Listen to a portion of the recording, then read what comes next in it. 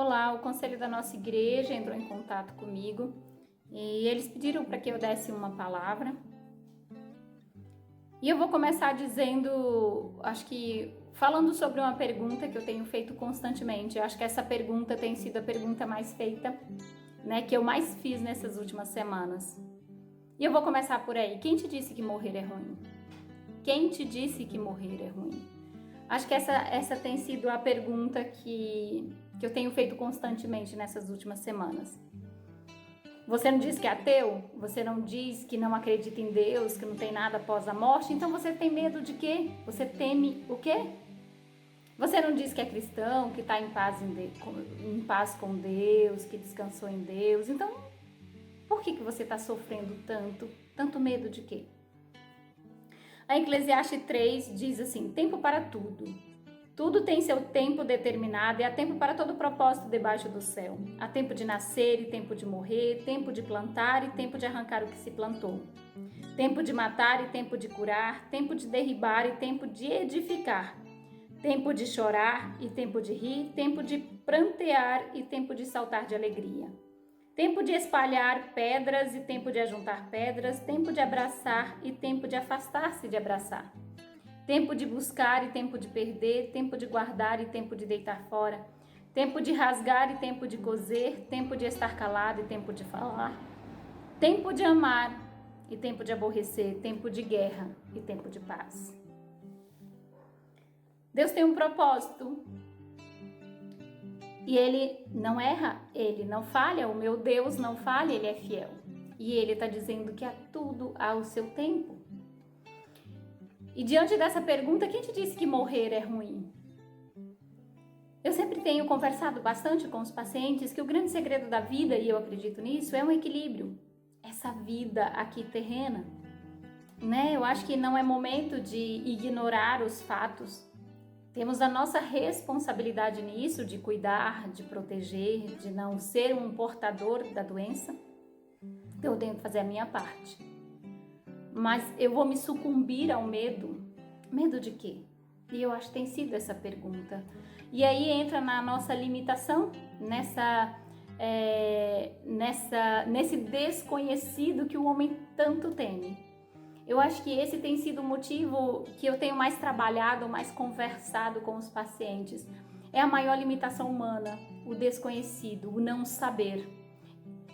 E eu preciso entender esse meu não saber do futuro. Eu preciso reconhecer essa minha fraqueza de temer diante desse desconhecido. E nós tememos, Não existe um não saber sobre isso. Não existe um jeito de me livrar disso, e se é inerente ao humano o medo, a começar em mim. Eu tenho medo? Claro que eu tenho medo, nós tememos. Mas o quanto eu me sinto afetada e o quanto eu construo minha casinha diante desse medo, Como eu permito que isso crie uma relação, que eu constitui uma relação íntima com esse medo. Então eu preciso reconhecer minha fraqueza, reconhecer esse medo, reconhecer essa angústia e diante desse reconhecimento descansar. E descansar onde? Descansar em Deus. Que bom que eu creio, que bom que eu tenho um Deus e o meu Deus é fiel, o meu Deus não falha. Ele não erra. Se nenhuma folha da árvore cai, se não for da vontade dele, por que eu tô com tanto medo? Porque esse desconhecido me deixa tão temeroso. Nós aqui, como psicólogos, nós somos escutadores da angústia do indivíduo, que vai um pouco além do medo. Quando a gente pensa em medo, a gente diz de algo específico, corresponde ao medo de algo, a angústia vai um pouco além desse medo. Quando a gente pensa em angústia, é um sentimento, é uma sensação que não se nomeia, que eu não sei esclarecer em palavras essa sensação. Isso a gente classifica de angústia. E o que a gente tem visto é as pessoas se sucumbindo a esta angústia, diante desse desconhecido, dessa limitação humana, ficar atemorizados com essa angústia.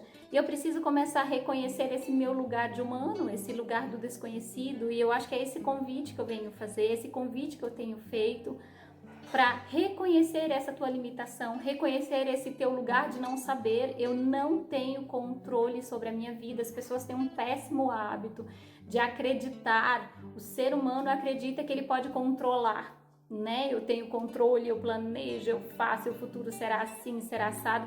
Eu não tenho esse controle. Eu estou diante de um não saber e eu preciso entender que eu não sei. Eu não sei o futuro, nós não saberemos se estaremos vivos daqui a 1 minuto. Diante dessa pandemia não é diferente.